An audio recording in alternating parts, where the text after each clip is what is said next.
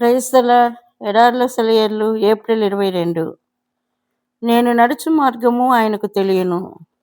యోబు 23:10. విశ్వాసి, ఎంత ఆదరణకరమైన హామీ ఇది. నువ్వు నడిచే దారి అది ఎంత అస్తవ్యస్తంగా, వంకట టింకటగా, అర్థం కాకుండా ఉన్నప్పటికీ, అది శ్రమలతో కన్నీళ్లతో నిండిన దారైనప్పటికీ అది దేవునికి తెలుసు. అగ్నిగుండం వేడిమి ఏడంతలు ఎక్కువ కావచ్చు, దేవుడు దాన్ని చల్లబరుస్తాడు. మన అడుగుల్ని సరిగా వేయించే సర్వశక్తిమంతుడు మనకున్నాడు. అది మారాలాంటి చేదైన ప్రదేశం కానివ్వండి, ఏలీము లాంటి సేద తీర్చే చోటు కానివ్వండి. ఆ దారిలో ఐగుప్తు సైన్యాలకి చీకటిని, ఇశ్రాయేలు వాళ్లకు వెలుగును ఇచ్చే అగ్నిస్తంభం, దీపస్తంభం ఉన్నాయి. అగ్నిగుండం మండుతోంది, కానీ దాన్ని వెలిగించిన దేవుడు నమ్మదగినవాడు. అంతేకాక ఆ అగ్ని మనల్ని దహించడానికి కాదు గాని శుద్ధి చేయడానికే అని ఆయన మాట ఇచ్చాడు. ఆయన నిర్ణయించిన సమయానికి ఆ శుద్ధి కార్యక్రమం పూర్తి అయితే ఆయన తన ప్రజల్ని మేలిమి బంగారంలాగా బయటకు తీస్తాడు. ఆయన చాలా దూరంగా ఉన్నాడనుకునే సమయంలో నిజానికి ఆయన అతి సమీపంగా ఉంటాడు. మిట్ట మధ్యాహ్నపు సూర్యబింబం కంటే ప్రకాశమానమైనదెవరో మీకు తెలుసా?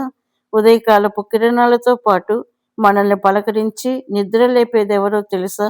మితిలేని లాలిత్యం, మృదుత్వం, వాత్సల్యం కురిపిస్తూ మన వెన్నంటి తిరుగుతూ ఉండే ఆ కళ్ళెవరివో మీకు తెలుసా? కష్టాలు ఎదురైనప్పుడు లోకానికి చెందిన మనుషులు ఏదేదో పదజాలాలను సృష్టించి ఇదంతా కర్మ అంటారు, అంతా ఆ పైవాడి లీల అంటారు, విధి వైపరీత్యం అంటారు. విధి అంటే ఏమిటి?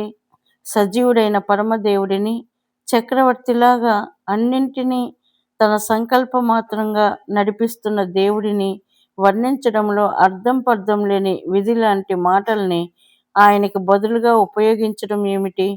పనులు చేస్తూ తన ఇష్ట ప్రకారం సమస్తాన్ని చక్కబరుస్తున్న వ్యక్తిగతమైన నిజ యెహోవాకి బదులుగా ఏవేవో వేదాంత శబ్దాలు వాడడం ఎందుకు?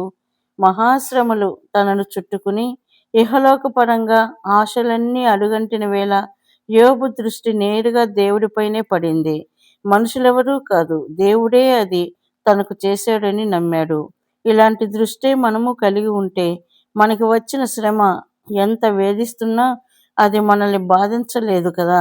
యోబుకి షబాయియుల కత్తుల వెనక దేవుని హస్తమే కనబడింది. ఆకాశం నుండి పడిన పిడుగు వెనక, తన కుమారుల ఇంటిని చుట్టుముట్టి నాశనం చేసిన సుడిగాలి వెనక, సమస్తము పోయి నిశ్శబ్దం తప్ప ఏమీ మిగలని తన జీవితం వెనక దేవుని హస్తాన్నే చూశాడు. యెహోవా ఇచ్చెను, యెహోవా తీసుకొని పోయెను. యెహోవా నామమునకు స్తుతి కలుగునుగాక.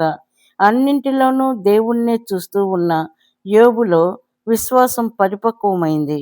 ఊజు దేశపు సంపన్నుడు తన బూడిదలో కూర్చుని ఉండి కూడా అనగలుగుతున్నాడు, ఆయన నన్ను సంహరించినా నేను ఆయనలో నమ్మకం ఉంచుతాను.